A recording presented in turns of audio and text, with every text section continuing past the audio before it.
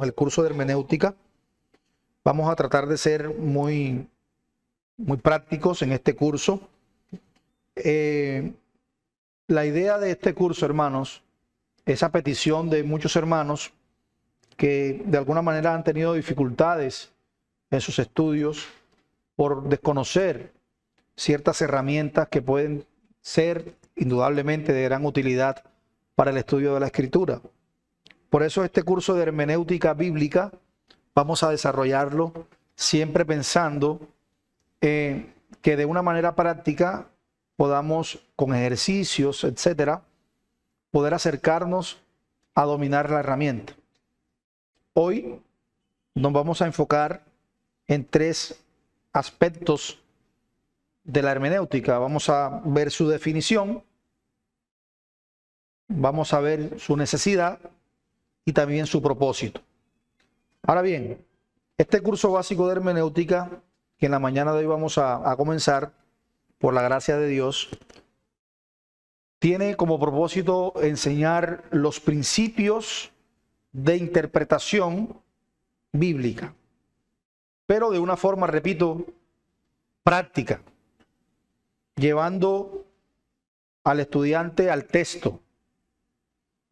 Debido a este propósito, no vamos a tener en cuenta algunos aspectos que normalmente pues se darían en una clase de hermenéutica bíblica en un seminario, como por ejemplo la historia de la hermenéutica, las discusiones que se han presentado acerca de las diferentes escuelas de interpretación, etcétera. Eso no lo vamos a tocar en este curso.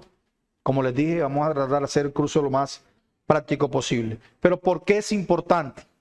Pastor, ¿por qué debo estudiar hermenéutica? Es importante porque la falta de una buena interpretación bíblica es un problema enorme hoy. Es un problema enorme hoy día. De hecho, esa es la primera de las fuentes de las divisiones en las iglesias, de los conflictos en las iglesias. Es precisamente no tener claro o la falta de una buena interpretación bíblica. De manera que lo robusto de este curso tiene que ver con los principios de interpretación y su aplicación. Por lo tanto, vamos a dedicar, hermanos, gran espacio a ejemplos de aplicación a pasajes puntuales de la Escritura. No queremos que el estudiante quede en su mente con una información y ya. Y después, cuando tenga que leer su Biblia, no sabe cómo aplicar todo ese conocimiento de definiciones, etcétera, etcétera. También aprenderemos que la hermenéutica, además de ser una ciencia, también es un arte y que está íntimamente unida a algo que hemos mencionado acá, que muchos conocen como exégesis. Y en la medida en que vayamos enumerando las reglas de interpretación, iremos dando, por supuesto, algunos ejemplos de cómo funciona la exégesis de los pasajes. Así que vamos a ver cómo esa misma enumeración de las normas hermenéuticas va siguiendo el orden natural de lo que conocemos como exégesis. Y esto va a ir suministrándonos una triple eficacia, por llamarlo de esa manera, y hacernos tres preguntas. ¿Cuáles son las tres preguntas? ¿Por qué? ¿Por qué? En primer lugar.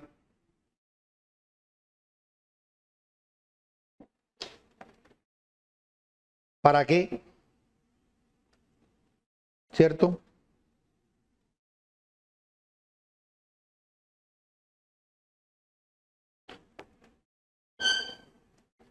Un momentico acá.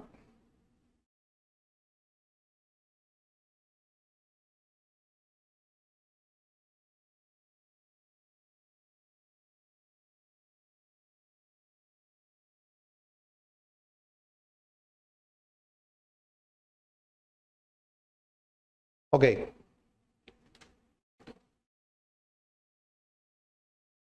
¿Qué es la hermenéutica? ¿Qué es la hermenéutica? ¿Por qué la hermenéutica y para qué la hermenéutica? Son las tres preguntas. ¿Qué es la hermenéutica? Vamos a dar una definición que quizás muchos conozcan. Les recomiendo, hermanos, los que quieran ir estudiando aparte para este curso, que lean el libro de José Martínez, Hermenéutica Bíblica. Es un librito de tapa verde, no sé si lo han visto. Es un muy buen libro que nos puede ayudar a enriquecer mejor el curso. La pregunta, ¿qué es la hermenéutica? Voy a utilizar precisamente la definición que da José Martínez. Él define la hermenéutica simplemente como la ciencia de la interpretación.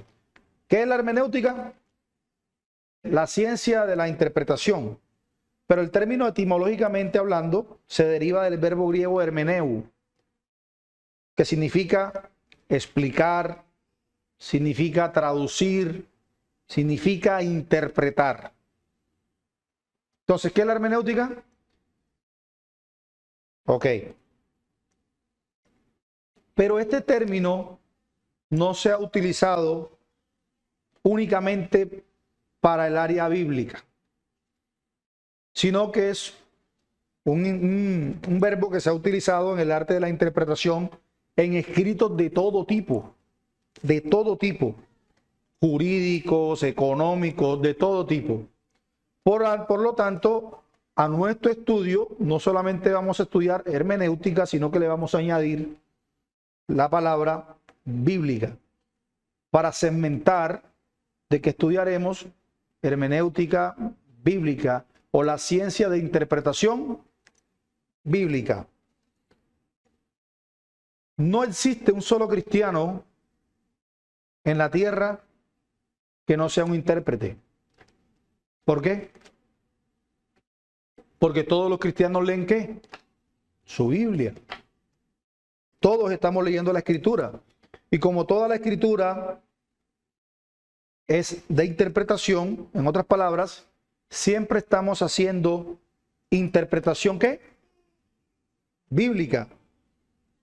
Y es un deber que ninguno de nosotros puede evadir. Todo cristiano debe interpretar la Escritura. Por lo tanto, podemos decir entonces que la hermenéutica bíblica comprende el conocimiento de las reglas de interpretación bíblica que la misma Biblia nos enseña. Voy a repetir eso. Jeremías. La hermenéutica bíblica entonces comprende ¿qué? Va a comprender el conocimiento de las reglas de interpretación de la Biblia que la misma Biblia nos enseña y nos sirve como guía para poder utilizar correctamente esas reglas en la práctica. Así entonces que cuando hablamos de hermenéutica bíblica nos referimos al ejercicio de encontrar el sentido correcto de un texto, el sentido correcto de un pasaje, obedeciendo a las reglas de interpretación que la misma Biblia nos impone. Ahora bien, históricamente se ha entendido que la hermenéutica es la enumeración de aquellas reglas, la enumeración de aquellas normas, la enumeración de aquellos principios de interpretación, y que la práctica de esos conocimientos o de esos principios de interpretación o el ejercicio de eso es lo que conocemos como exégesis. Entonces, noten, la hermenéutica y la exégesis, ¿en qué se diferencian? La hermenéutica comprende el conjunto de ¿qué? De principios, de normas, de reglas para interpretar la Escritura. ¿Y qué es la exégesis? Es la puesta en práctica o la ejecución de esos principios y de esas reglas de interpretación. Eso es exégesis. Hermenéutica, los principios, las reglas, las normas. La práctica, ¿qué es? La exégesis. La exégesis. En este punto, entonces, es importante hablar de la relación entre hermenéutica y exégesis y otra palabra Otra palabra que han escuchado, homilética. Existe una relación entre estas tres: hermenéutica, exégesis y homilética. Es importante tener en cuenta que la hermenéutica no son simplemente reglas que tenemos en la mente, sino la forma como leemos la escritura. Es decir, siempre leemos interpretando. Y en ese orden de ideas, la hermenéutica hace parte de la experiencia que cada cristiano en todo momento tiene al acercarse al texto bíblico.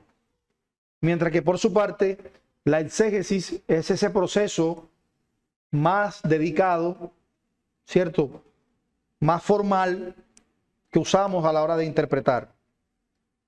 La exégesis se presenta cuando se hace un análisis detallado de un texto, de un versículo, de un párrafo o de un libro de la Escritura.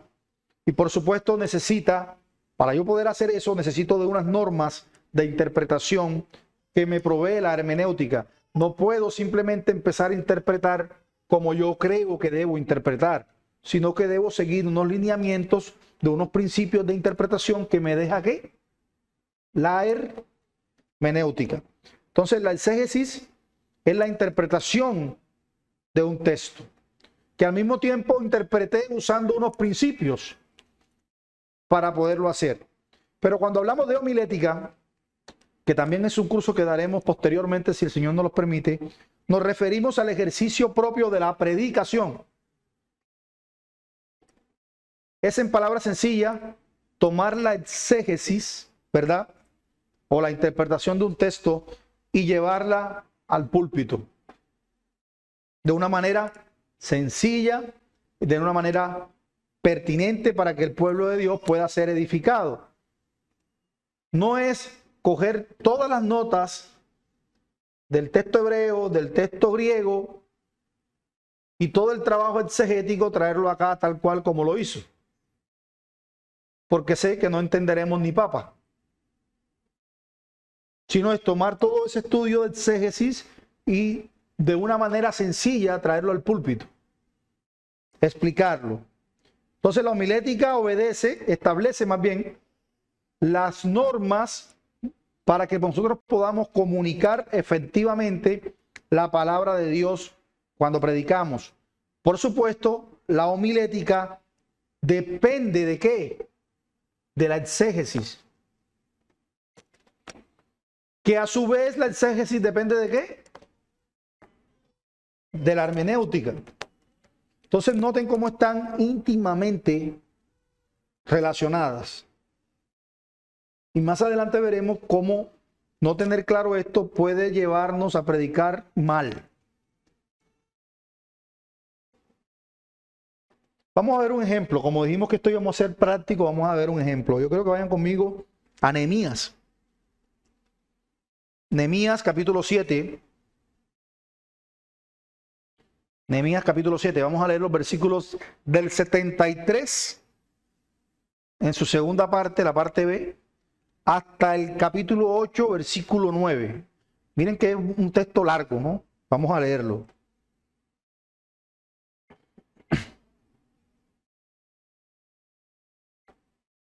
Nehemías 7, del 73 B hasta el capítulo 8, versículo 9. Voy a leer. Venido el mes séptimo, los hijos de Israel estaban en sus ciudades, y se juntó todo el pueblo como un solo hombre en la plaza que está delante de la puerta de las aguas.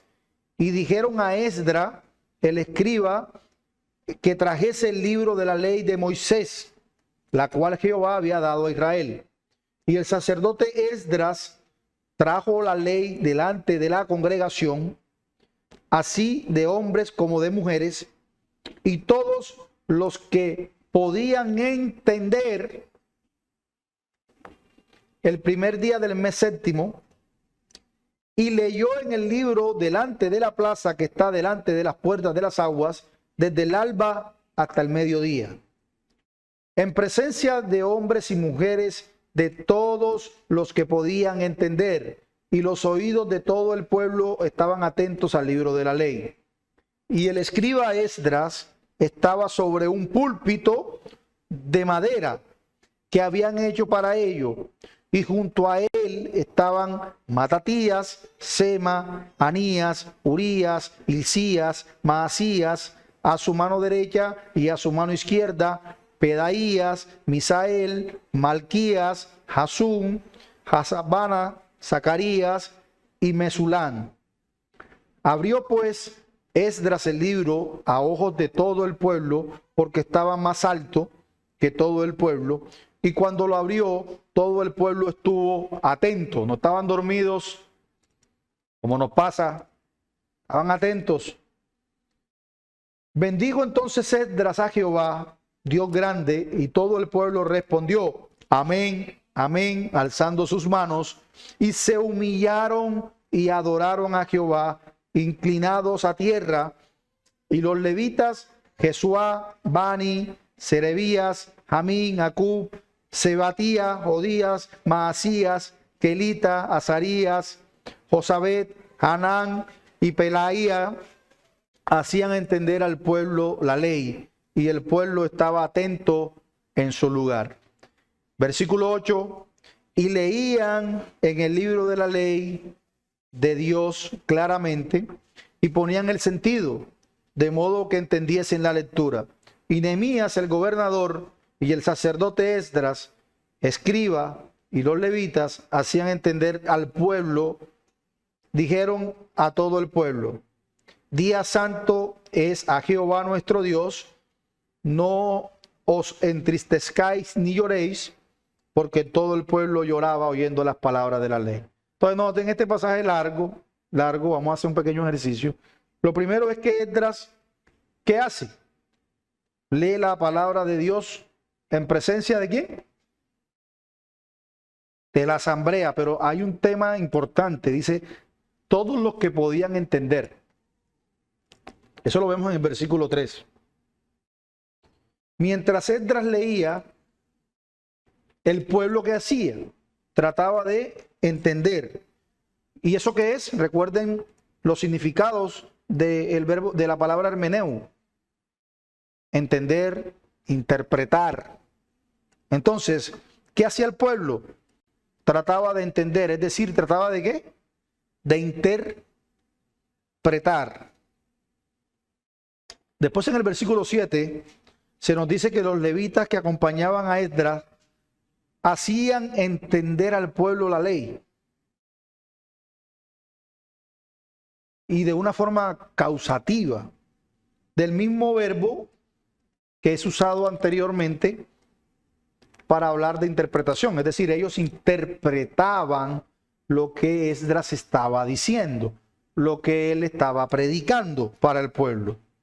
Así que vemos una indicación, por supuesto, una indicación muy clara de un ejercicio exegético en ese momento, que para ese contexto histórico particular implicaba traducir lo que Esdras estaba leyendo en hebreo y en arameo, porque recuerden que esos fueron los idiomas en que fueron escritos en el Antiguo Testamento, el idioma que el pueblo había aprendido durante su destierro en Babilonia. Recuerden que estaban cautivos. Pero el siguiente versículo añade unos verbos más. ¿Cuáles eran? Decía, por ejemplo, y leían el libro de la ley de Dios claramente y ponían el sentido, de modo que entendiesen la lectura. La palabra claramente es una realidad, un verbo en el original hebreo que se puede traducir como aclarando, aclarar. Y se explica también cuando decía, y ponían el sentido. Entonces noten, lo exponían claramente y más adelante dicen, y ponían el sentido. Todo esto indica que estaban interpretando, aclarando, dándole sentido a las palabras para que comprendiesen el significado de lo que se estaba diciendo. En otras palabras, lo que estaban haciendo era poner al alcance del pueblo el significado de la palabra de Dios, lo cual concuerda con nuestra definición de homilética. Recuerden, ¿qué es la homilética?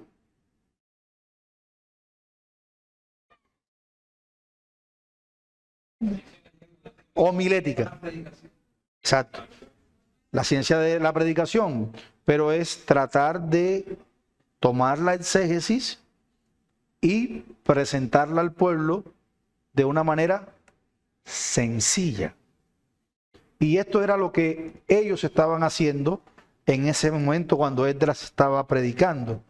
Estaban tratando de poner al alcance del pueblo toda esa palabra de una manera sencilla.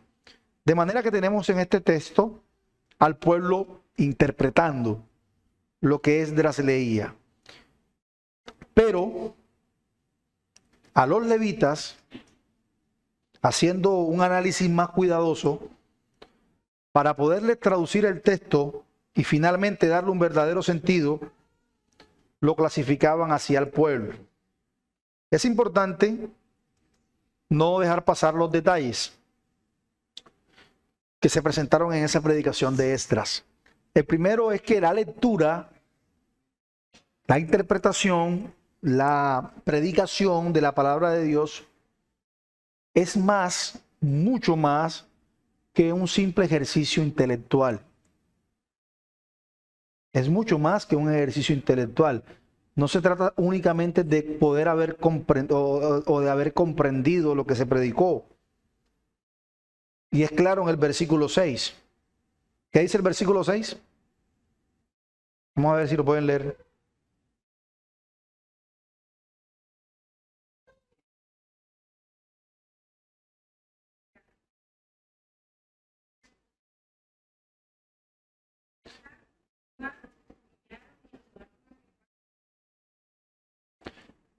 ¿Eso qué es? Eso es una respuesta a lo que entendieron de la interpretación. Y eso es mucho más que un acto intelectual. Es un acto de adoración, es un acto espiritual. Segundo, el resultado de todo este ejercicio es resaltado en el versículo 9. Dice, todo el pueblo lloraba. Ellos lloraban oyendo las palabras de la ley. Es decir, una convicción y una resolución frente a eso que oyeron.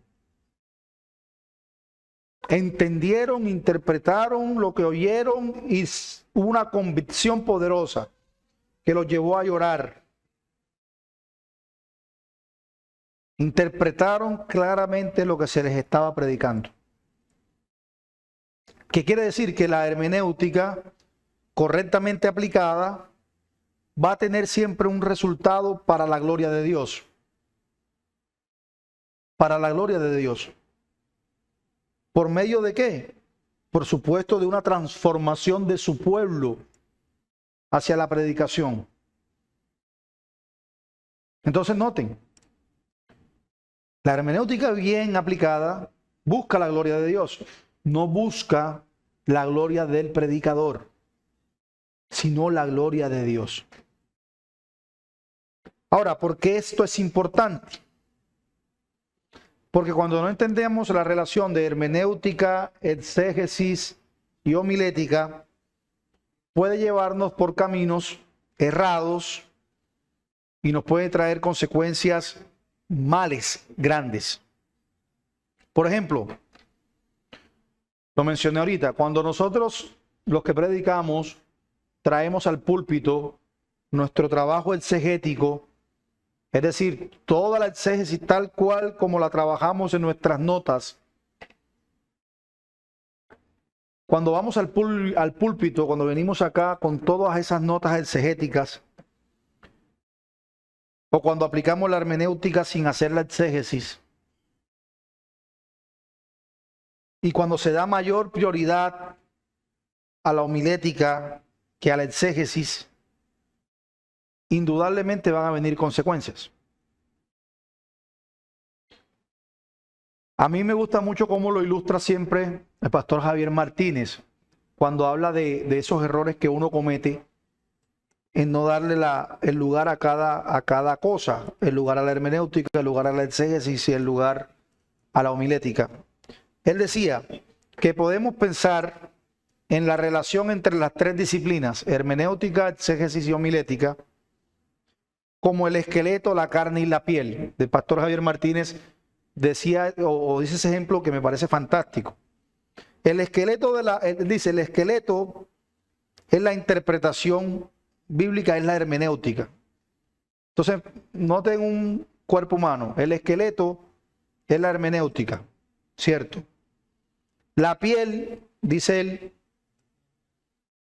perdón, vamos a leerlo acá bien. El esqueleto de la interpretación bíblica es la hermenéutica, que da consistencia al ejercicio de estudiar la palabra de Dios.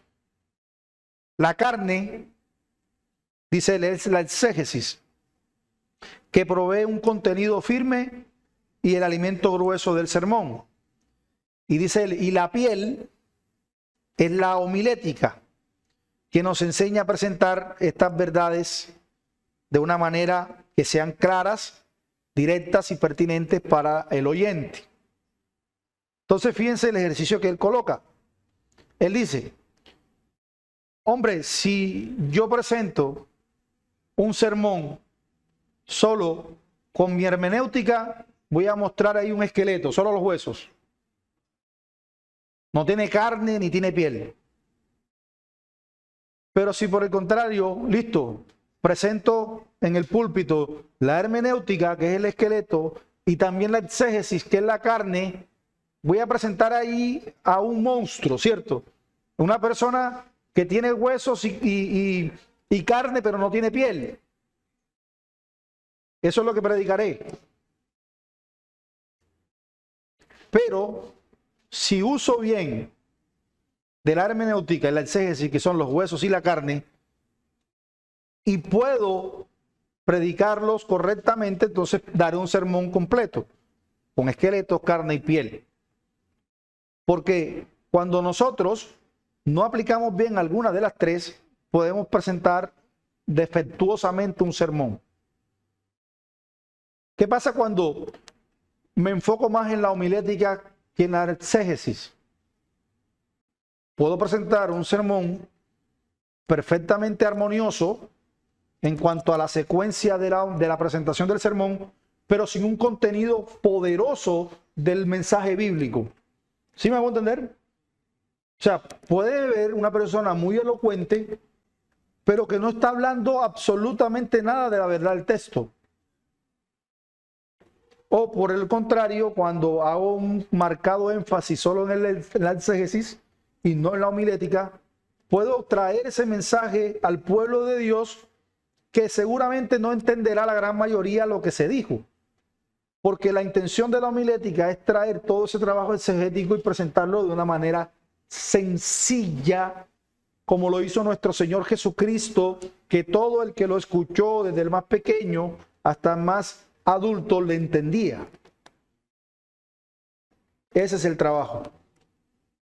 Por eso es importante. Ahora bien, ¿cuál es la necesidad? ¿Por qué la hermenéutica? ¿Por qué es necesaria la hermenéutica bíblica? A menudo, hermanos, lo solemos presentar con un lenguaje simple, pero realmente es un trabajo que lleva un poco de dificultad. Por ejemplo, cuando la persona que habla y la que oye viven situaciones análogas o viven en el mismo contexto cultural, social o lingüístico o cultural, es fácil que esa persona le entienda. Le voy a poner un ejemplo. Nosotros cuando vamos a coger aquí en Barranquilla una buceta, o en muchas partes de Colombia una buceta, usted entiende que es una buceta, ¿cierto? Pero va a otros países y verá que esa palabra es mala. Se usa para otras cosas que son malas. seguramente el contexto de la persona que le escuchó decir una buceta aquí, pues entenderá que es un medio de transporte. Pero si hay una persona aquí que no es colombiana, sino brasilera, por ejemplo, va a encontrar que buceta es una muy mala palabra. Lo mismo para ir acercándonos más a la cultura colombiana. El bollo. Cuando usted va a la tienda a comprar un bollo, todo el mundo entiende que es un bollo, ¿cierto? Pero si usted va a Bogotá y va a comprar un bollo, usted no puede decir que va a comprar un bollo, porque es una palabra que es mala también. ¿Sí me va a entender? Entonces, cuando las personas viven en el mismo contexto cultural, social y lingüístico, pues obviamente se le hace mucho más fácil entender las cosas, el discurso. Pero en la medida en que se van agrandando las distancias entre quien habla y el que escucha, se hace más evidente todavía la necesidad de aclarar conceptos, de aclarar términos, de explicar, de ilustrar, de interpretar.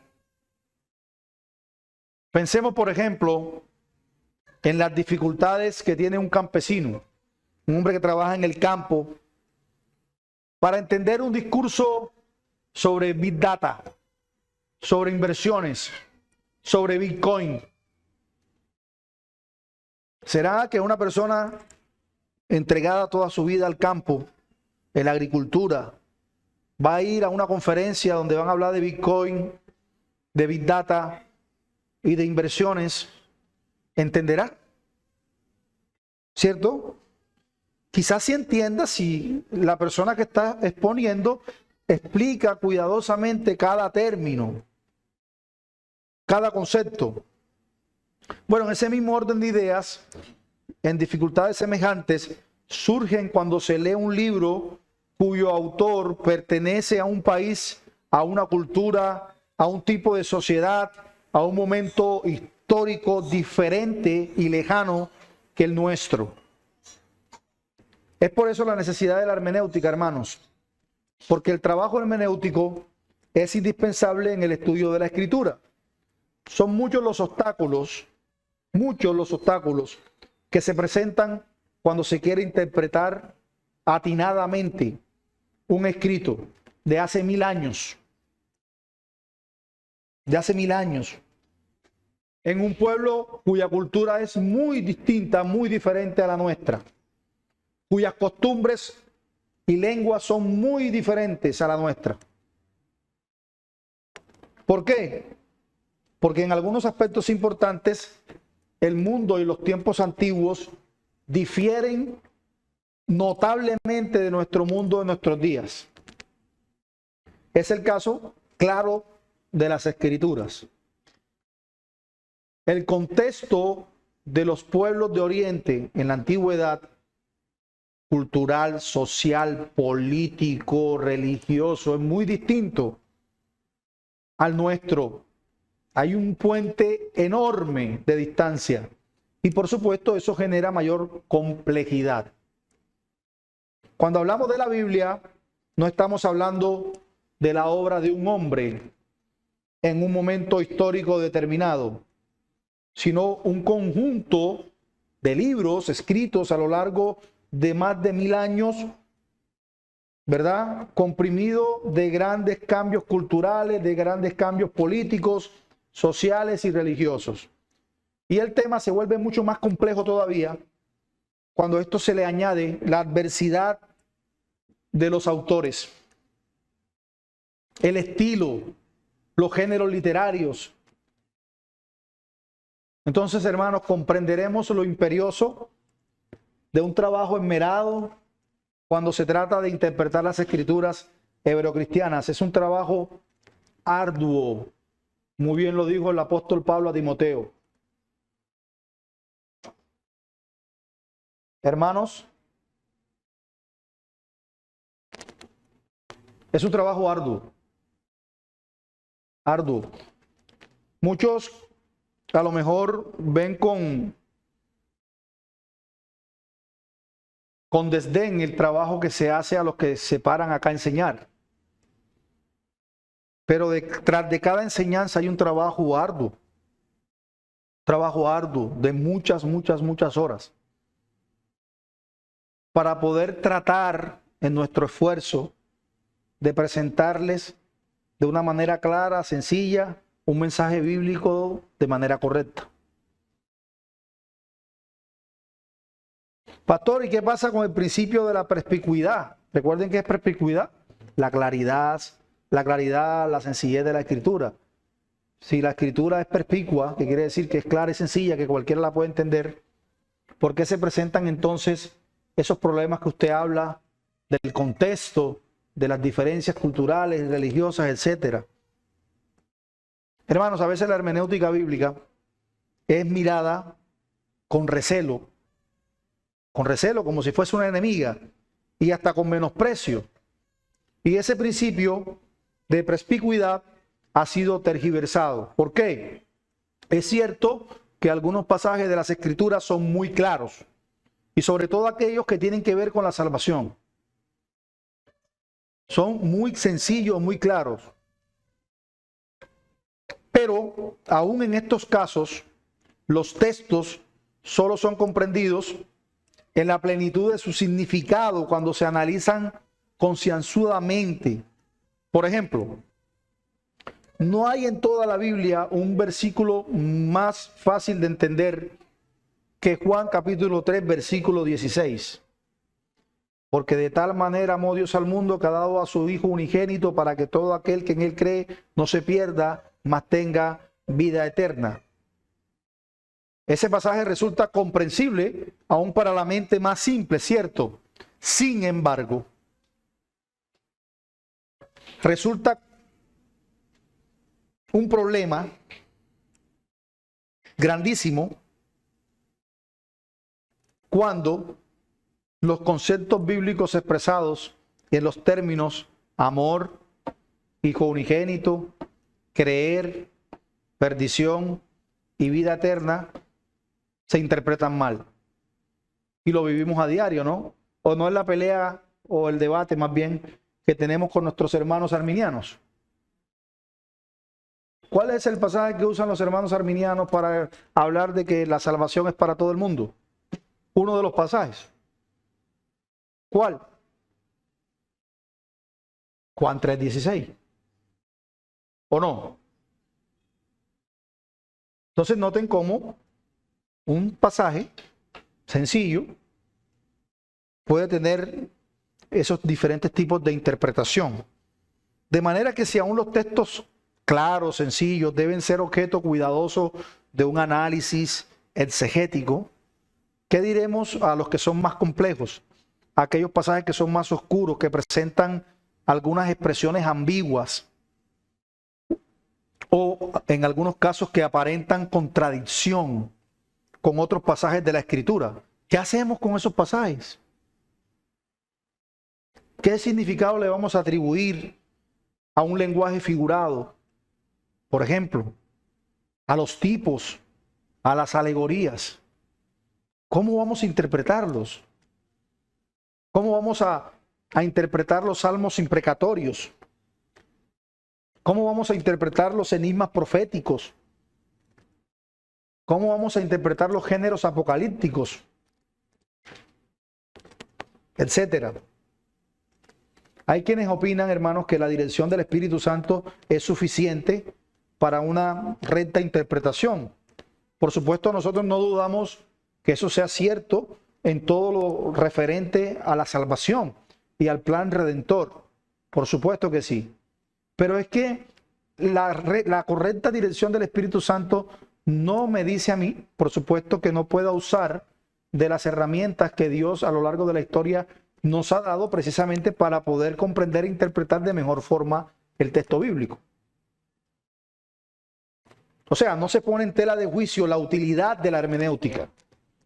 Yo conozco hermanos de otras iglesias que me dicen, no, solo la Biblia. Solo la Biblia. Yo no leo otro libro, yo no leo libros de otros hermanos, ni de teólogos, no leo nada más, solo la Escritura. Porque como la Escritura es suficiente, yo no leo nada más. ¿Qué hacen, hermanos? Ponen en juicio la utilidad de la hermenéutica. Y no solo eso, sino que la cuestionan. Cuestionan su legitimidad y dicen mucho que constituye un intento de sustituir la acción del hombre por la acción del Espíritu Santo de Dios. Es que tú estás leyendo palabras de hombres y tú piensas que para mí va a ser más importante lo que diga el hombre que lo que diga Dios. Por esta opinión, y pese a su aparente profundidad espiritual, crece igualmente, hermanos, carece de base sólida cuando muchos en muchas iglesias se paran en los púlpitos simplemente a decir lo primero que se le venga a la mente, lo primero que se le ocurra. De hecho, muchos se paran y dicen, bueno, yo iba a predicarles de esto hoy, pero el Espíritu me dijo que tengo que predicarles de esto, entonces cambian el discurso en minutos. Yo pregunto, ¿será que se hizo un examen, un análisis exegético con seriedad de lo que va a decir? Porque recuerden, ese es el pueblo de Dios que se le va a predicar la palabra de Dios. Es algo muy serio, muy serio. Así que no podemos menospreciar y mucho menos renunciar, ¿cierto?, al uso de la capacidad teológica, a la herramienta hermenéutica, exegética, como medios valiosos que también son usados, por supuesto, por el Espíritu Santo de Dios. ¿Para qué? Para hacer una obra más iluminadora a la iglesia. Así nosotros debemos entenderlo, debemos abrazarlo, porque muchos incluso dentro de iglesias reformadas son apáticos a estudiar teología, apáticos. De hecho, en la historia de la iglesia, la experiencia atestiguan que una pretendida dependencia del Espíritu Santo, cuando está divorciada de un estudio serio y diligente de la interpretación de la Escritura, es frecuentemente causa de extravagancias religiosas o, en el peor de los casos, de herejías. Y lo hemos visto a lo largo de la historia. O vamos a decir acaso que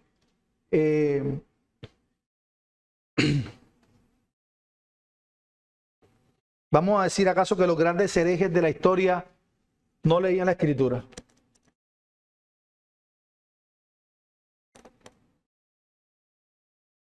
¿No la leían?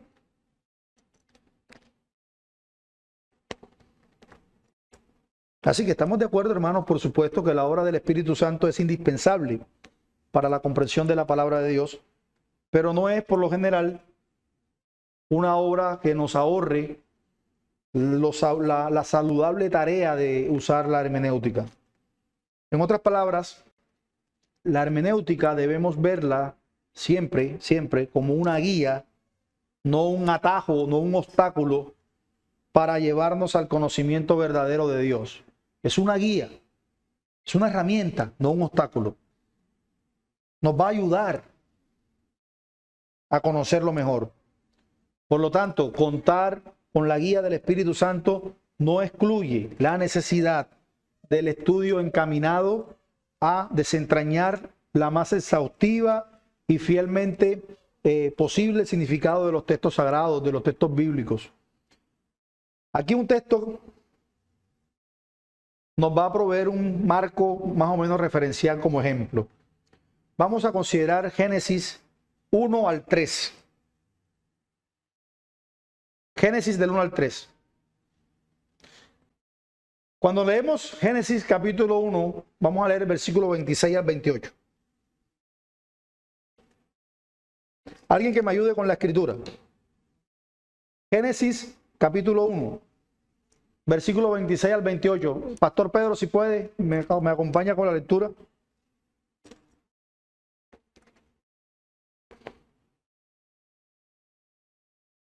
Capítulo 1, versículo 26 al 28. Capítulo 1, versículos 26 al 28.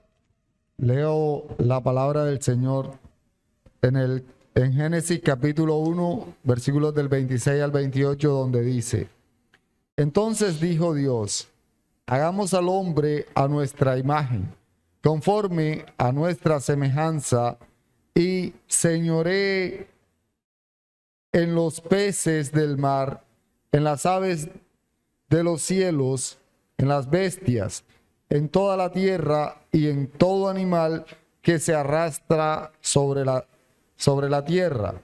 Y creó Dios al hombre a su imagen. A imagen de Dios lo creó, varón y hembra los creó. Y los bendijo Dios y les dijo, fructificad y multiplicaos, llenad la tierra y sojuzgadla, y señoread en los peces del mar, en las aves de los cielos y en todas las bestias que se mueven sobre la tierra. Y dijo Dios. Hasta el 28. Perdón, era hasta ahí. Sí. Entonces fíjense, leemos que Dios crea al hombre, al ser humano, a su imagen y semejanza. Por supuesto, quiere decir, entre muchas otras cosas, que lo crea con una capacidad. ¿Cuál capacidad? Con la capacidad de poder comunicarse con Dios, lo cual es muy evidente en las palabras iniciales del versículo 28, cuando dice, y los bendijo Dios y les dijo. Es decir, Dios se comunica con el hombre y se presume, por supuesto, que puede entender esa comunicación. Ahora, algo muy diferente vemos cuando Dios crea los vegetales, crea a los animales. Por ejemplo, en el versículo 11 dice, y Dios dijo, produzca la tierra vegetación, hierbas que den semilla y árboles frutales que den fruto sobre la tierra según su género, con su semilla en él. Y fue así.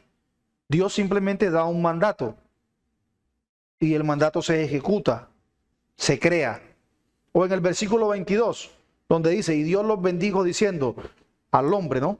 Sed fecundos y multiplicaos y llenad las aguas en los mares y multiplíquense en las aves de la tierra, donde las palabras van dirigidas a la creación animal. Noten.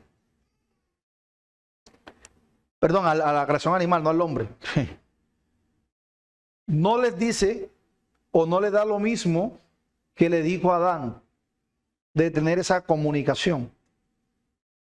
Notemos bien la diferencia. Hay una diferencia importante aquí. Dios bendice diciendo, esto es, la manera como se comunica la bendición es verbal, audible, muy diferente a lo que leemos en el versículo 28. Pues allí Dios bendice a través de un mensaje que dirige directamente al ser humano. Los animales se reproducen. ¿Sí? ¿Por qué? Porque así Dios lo creó, lo ordenó, perdón. Reproduzcanse, multiplíquense. El ser humano, por su parte, se produce en obediencia, se reproduce en obediencia al mandato divino. Obedece una directriz clara que Dios le dio. ¿Será que los animales entendieron la directriz de Dios de multiplicarse? ¿Entendieron?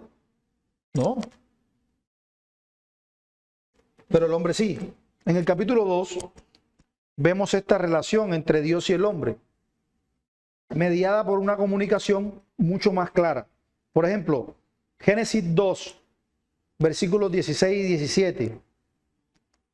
Toda la Biblia, hermanos, está llena de expresiones como dijo Dios, vino palabra de Jehová, el Señor me dijo, etcétera. Y afirman esta gran verdad. Es decir, hay una comunicación clara y que Dios a nosotros como creados a su imagen y semejanza entendemos. La Biblia no es un libro cualquiera, es el libro de Dios. Es el libro de Dios. Por lo tanto, hermanos, como es palabra de Dios, debemos hacer el esfuerzo de poder entender e interpretar correctamente lo que Dios dijo. Es nuestra obligación. debemos estar al tanto de esta importante verdad. Y eso es hablar de hermenéutica. Eso es hablar de hermenéutica. Entonces, hermanos, vamos a volver al Génesis 2.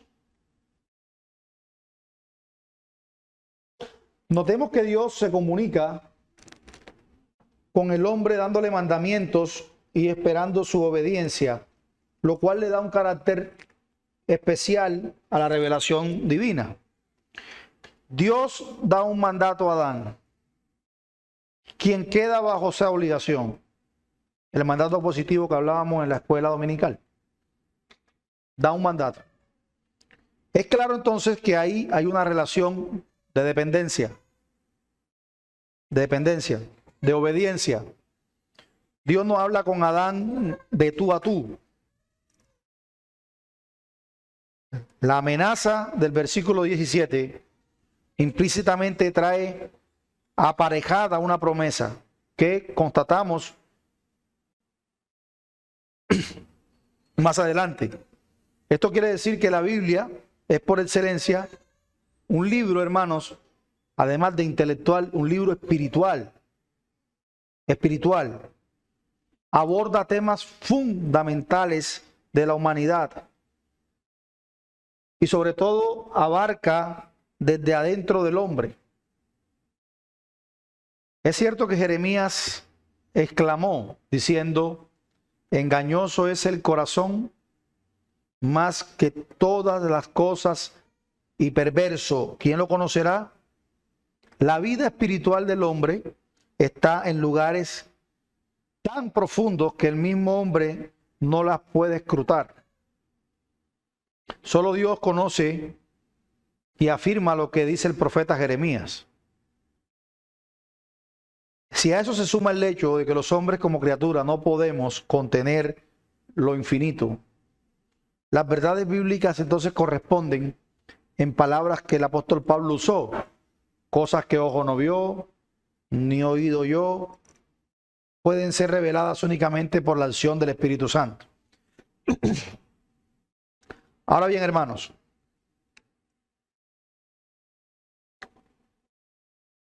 vamos a salir de Génesis. ¿Cuáles son las necesidades de verdad de tomar en serio la interpretación bíblica entonces? Para ya ir terminando y dejar hasta acá, la idea es que en la próxima clase veamos el propósito. ¿Cuál es la necesidad de tomar en serio la interpretación bíblica? Primero, el carácter de la Escritura. La Escritura tiene un carácter ¿qué? Humano. Sí, fue escrito por hombres, pero su carácter esencial es celestial. Por eso, si tiene un carácter divino, debemos tomarla muy, pero muy en serio. Segundo lugar, el carácter de la temática de la Escritura. Como hemos visto, no se trata únicamente de un carácter de temática intelectual, sino espiritual. Y eso es una razón también poderosa para tomarla muy en serio.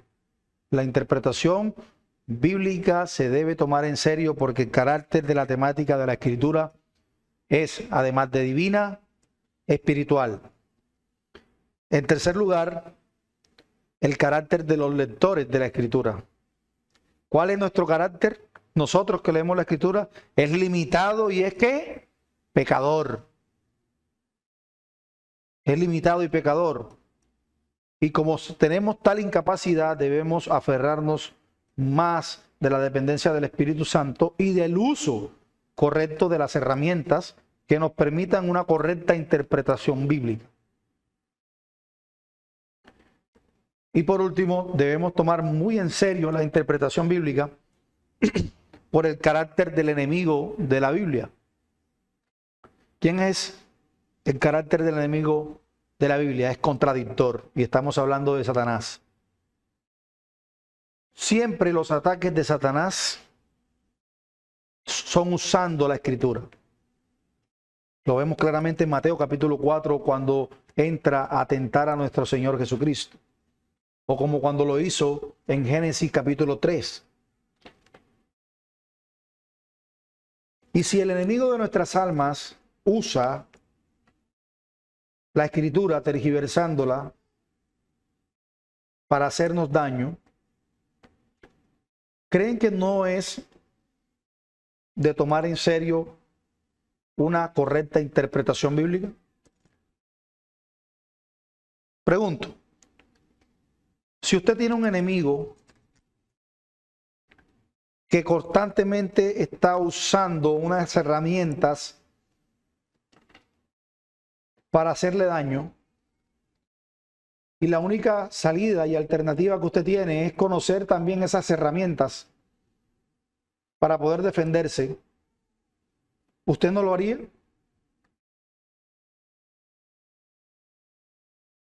Satanás conoce la escritura perfectamente y la usa precisamente para tratar de desviarnos, de tergiversar la verdad. Por lo tanto, es responsabilidad nuestra conocerla, escrutarla, hacer un análisis exegético, hermenéutico correcto de ella para poder defendernos.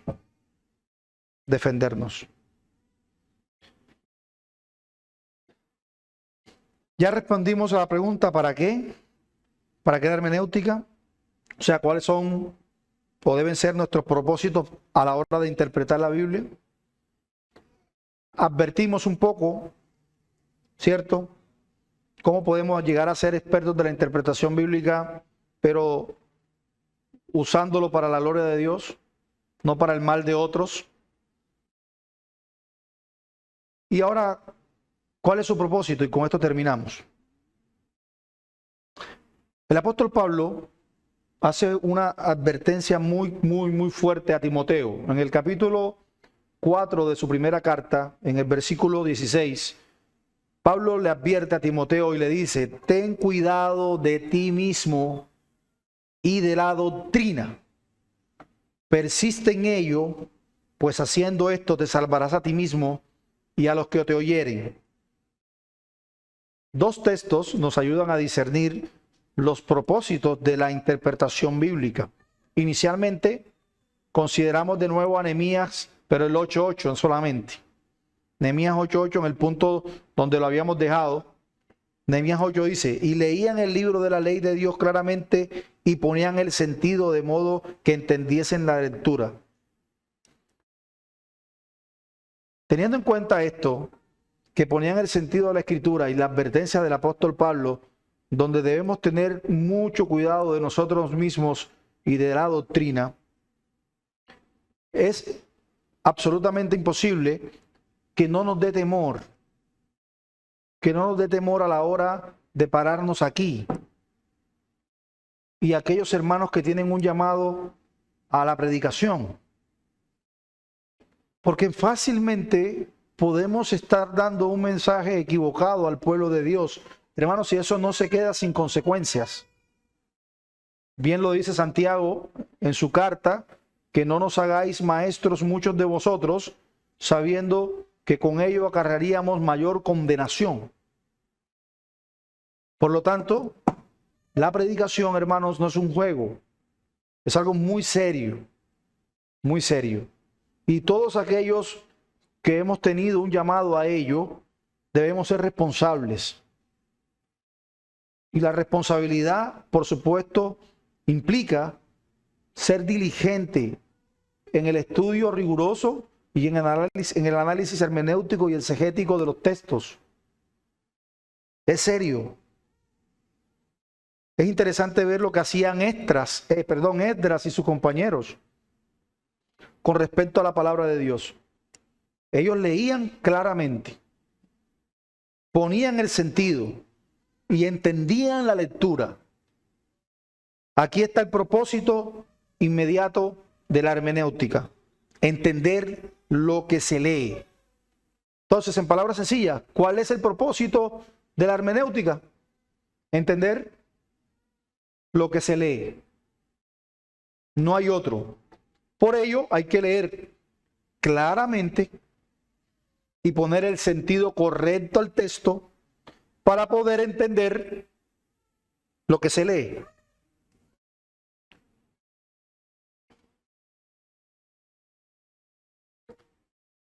hasta aquí vamos a dejar hoy, hermanos. La idea es que en la próxima clase podamos meternos un poco más en el estudio de la hermenéutica. Quiero que terminemos con preguntas y aportes, que ya van a ser las 12. Preguntas y aportes.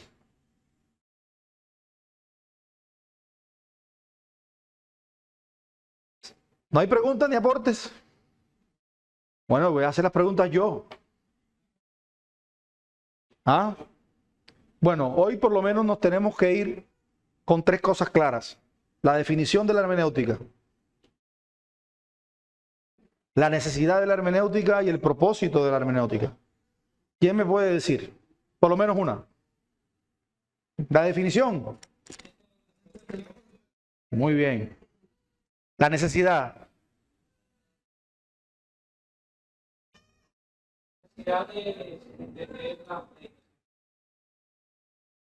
Correcto. Bueno, ¿cuáles son aquellos elementos que de pronto nos llevan a tener la necesidad de la hermenéutica? ¿Hablamos de qué? El contexto. ¿Qué más?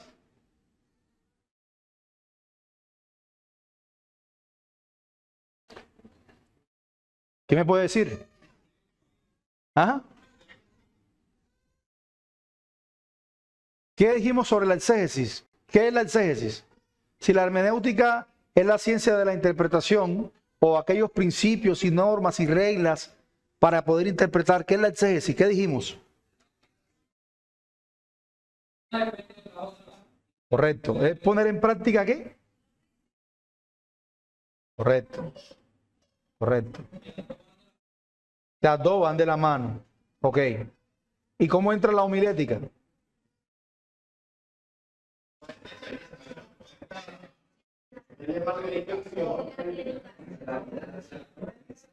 Ok.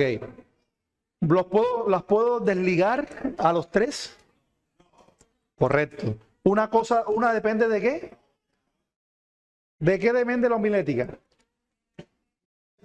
¿De dónde? De la exégesis. ¿De qué depende la exégesis? Muy bien. Muy bien. Ahora bien, ¿quién me amplía la necesidad de la hermenéutica?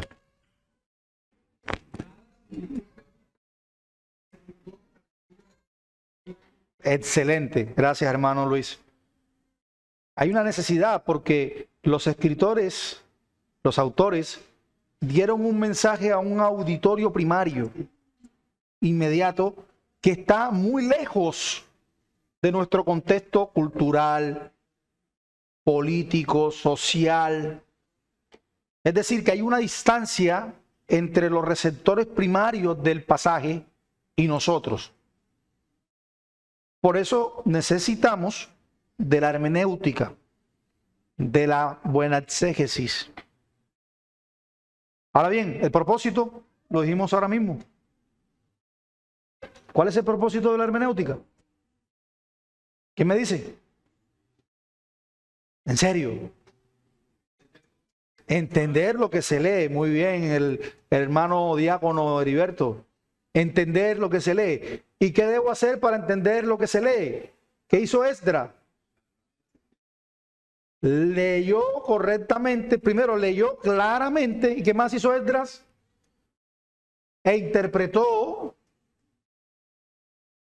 ¿Para qué? Para poder entender lo que se lee. Entonces, ¿cuál es el propósito de la hermenéutica? Entender lo que se lee. Pero para poder entender lo que se lee, debo leer claramente e interpretar, colocarle el sentido correcto a lo que estoy leyendo claramente para que se pueda entender lo que se lee. Muy bien, hermanos, la verdad me voy contento porque la clase de hoy fue sencilla. Y de verdad me dicen si estoy siendo alguna vez, o sea, mi intención acá es ser lo más simple posible, pero sin dejar de ser profundo. La idea es que entendamos. Pero si se usan algunos términos técnicos o algunas definiciones técnicas, si no se entienden, me levantan la mano y se tratan de explicar. Pero sí, por favor, no quiero que nos quedemos con las dudas. No quiero que nos quedemos con las dudas y nos vayamos para la casa sin haber entendido.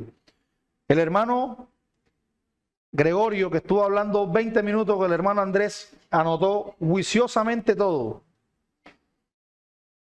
Y eso que estaba hablando con Andrés, no había nadie más anotando por ahí. Ah, el hermano Heriberto. Bueno, hermanos, ¿quién puede aportes? Pastor Pedro, Vincent, el hermano Luis. Aportes.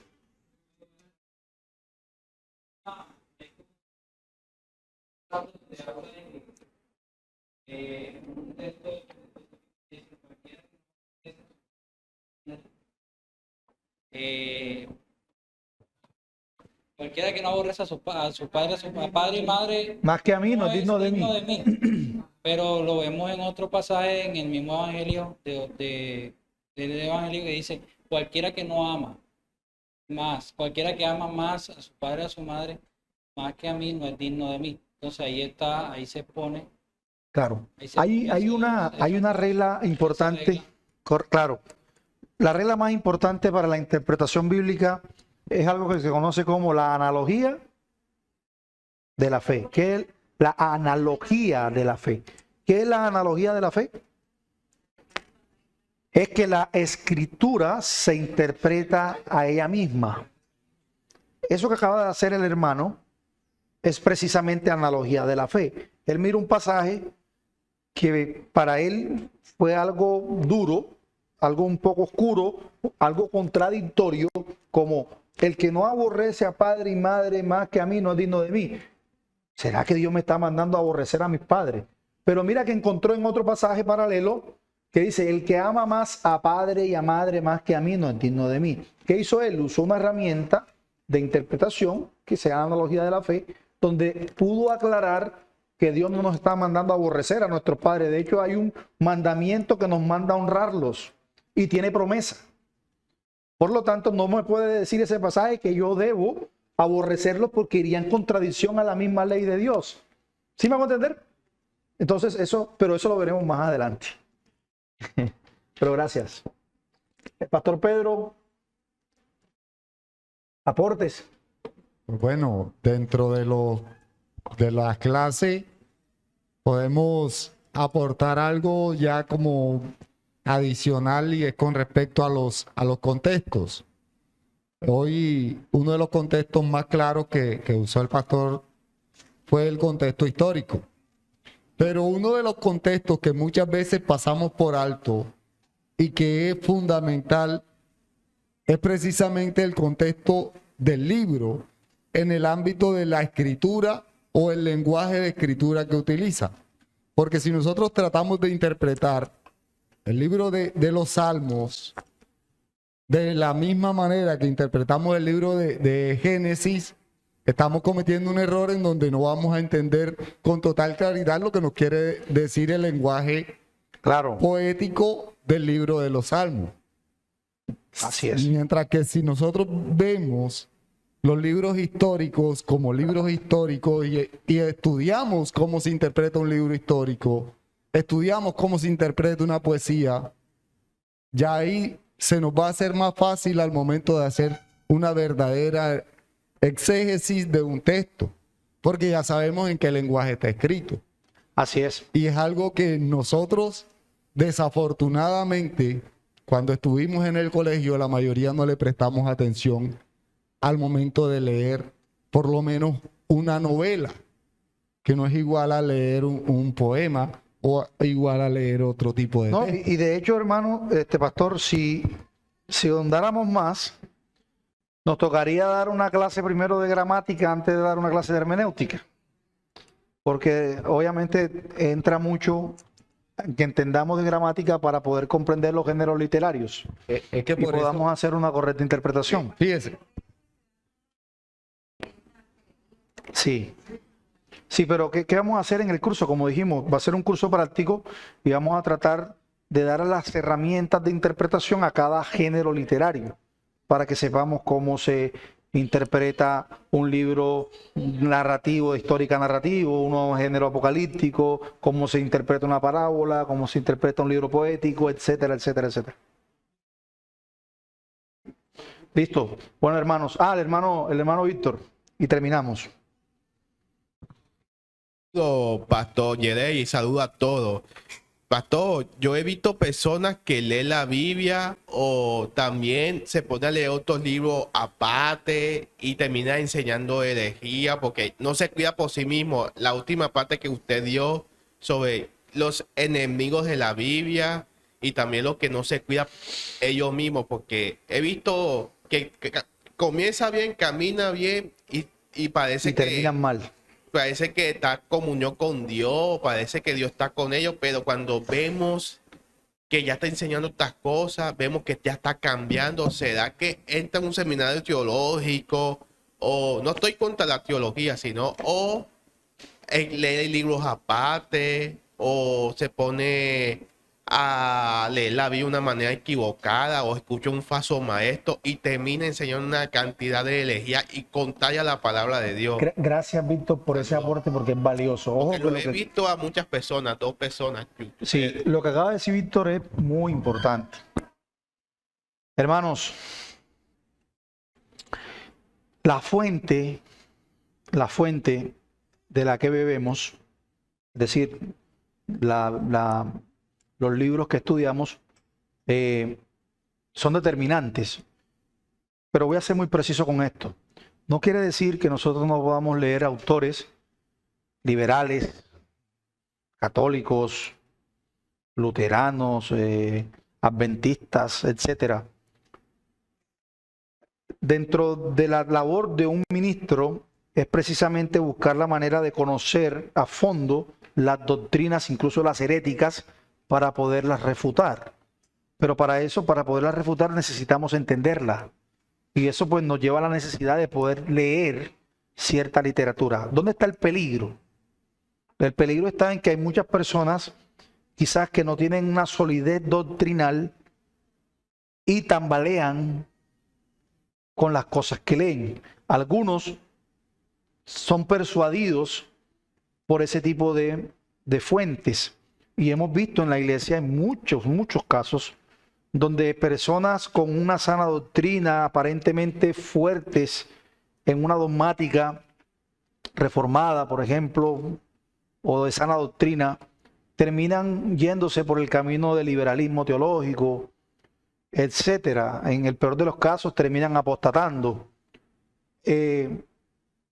No hay una solución, digamos, humana para explicar lo que sucede. Lo único que siempre tenemos que confiar es en que Dios nos persevera y nos guarda. Pero decirte, no lean esos libros porque esos libros no sirven para nada, estarías cometiendo un error. O sea, las personas pueden leer muchos libros diferentes a tu convicción, siempre y cuando obviamente lo uses siempre pues en la guía de Dios, del Espíritu Santo, y que Él te preservará y te guardará y que no te persuadas de una cosa que es herética. Pero sí, en la iglesia hemos visto muchos casos de hombres que han abrazado el liberalismo después de haber predicado doctrinas ortodoxas, y ha sido porque han tomado una fuente venenosa. Pero la respuesta, ¿será que entonces no podemos leer a un autor? Ahora, ¿cuál es el propósito con que lo leo? ¿Sí me hago entender? Si yo necesito refutar el liberalismo teológico, pues yo buscaré leer autores liberales. Porque de otra manera, ¿cómo busco o cómo conozco lo que enseñan para poder entrar a corregirlo en la iglesia? ¿Sí me hago entender?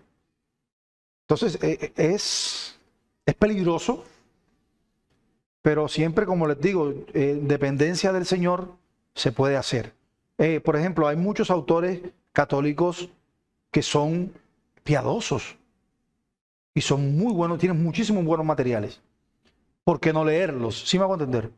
O sea, es abrazar lo bueno, desechar lo malo. Ahora, si yo me siento con problemas de conciencia por hacerlo, entonces pues no lo hago, pero no condeno a aquel que lo haga. Entonces es ahí también el riesgo lo delicado de muchos asuntos del extremo. Como yo tengo problemas de conciencia con leer un libro X, yo no lo hago, vengo y sentencio, señalo, condeno al que lo hace. que no tiene los problemas de conciencia que tengo yo. ¿Sí me hago entender? Exacto, entonces tratar de manejar con responsabilidad esos temas, porque de verdad que yo pienso que todas las personas que, obviamente no hablando de los herejes, pero personas piadosas, serias, estudiosas, tienen un criterio por lo cual ellos se convencen de alguna doctrina en particular. No estoy hablando de doctrinas heréticas, ¿sí me hago entender? Sino de posiciones doctrinales donde no existen un dogma. Son incluso a veces doctrinas que no te comprometen en absoluto tu fe, tu salvación, etcétera, etcétera. Entonces sí hay que tener cuidado, por supuesto. Bíblico, Sí. con discernimiento, con análisis, bajo el Espíritu Santo, porque me ha Amén. tocado leer libros contrarios a mi posición, hasta libros judaicos que critican a Jesucristo, o libros teólogos y aquellos que son antireformados y pentecostales. Y uno tiene que tener mucho cuidado. Puede estar de acuerdo y otras cosas que sí, otras cosas que no. Pero para las personas que aún no tienen la madurez espiritual, como dice el libro de los Hebreos, el alimento sólido. Sí, Y por eso- yo lo que siempre aconsejo, fue un consejo que a mí siempre me dieron. ¿Cuál? Primero, tenga una base sólida de su fe, una convicción de su fe sólida, que si se expone a otro tipo de fuentes no tambalee, y hágalo con responsabilidad. Si yo todavía no tengo unas bases sólidas, yo mejor me abstengo. Por lo pronto, no siempre, pero me abstendré hasta estar completamente convencido de lo que creo. Luego que ya tenga esa solidez, pues, y esa madurez, podré leer otros textos y otra literatura. O sea, ¿por qué no leer filosofía? ¿Por qué? ¿Por qué no? ¿Sí me hago entender? O sea, son cosas que debemos llevar con responsabilidad y con madurez. Sí. ¿Listo, hermanos? Sí. Bueno, vamos a orar y terminamos y luego tenemos nuestra reunión de diáconos. Amado Dios y Padre, te damos gracias por permitirnos este espacio, Señor, que también nos permite para poder seguir creciendo en piedad, no solo en conocimiento bíblico, teológico, sino en piedad, Señor. No permitas que caigamos en el extremo de crecer solo intelectualmente sin crecer en piedad.